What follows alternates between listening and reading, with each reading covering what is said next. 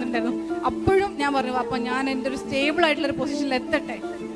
അതും കേട്ട് നിന്ന് എൻ്റെ ഇഷ്ടത്തിന് നിന്ന് എന്നെ മനസ്സിലാക്കി നിന്ന് ആ പാരൻസിന് വേണ്ടിയിട്ട് ഞാൻ ഇന്ന് കോഴിക്കോട് മെഡിക്കൽ കോളേജിലെ MBBS സ്റ്റുഡൻ്റ് ആണ്. പറയാനുള്ളത് ഇത്രയേ ഉള്ളൂ. തോൽക്കും, നമ്മൾ പിന്നെയും തോൽക്കും.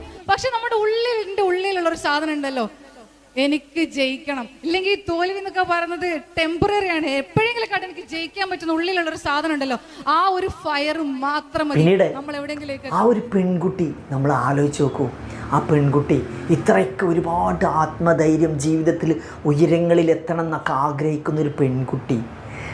ഇനിയാണ് നമ്മളെ ഏറ്റവും വലിയ വിഷമിപ്പിക്കുന്ന കാര്യം എന്തെന്നല്ലേ, ആ പെൺകുട്ടി ഇന്നലെ മരിച്ചുപോയി. വളരെ വിഷമിപ്പിക്കുന്നൊരു കാര്യമായിരുന്നു ഉണ്ടായിരുന്നത്. ആ പെൺകുട്ടിയുടെ വാക്കുകൾ ഭയങ്കര, നമുക്ക് ഏറ്റവും കൂടുതൽ മോട്ടിവേറ്റ് ചെയ്യുന്ന വാക്കുകളായിരുന്നു ആ പെൺകുട്ടിയുടെ ഓരോ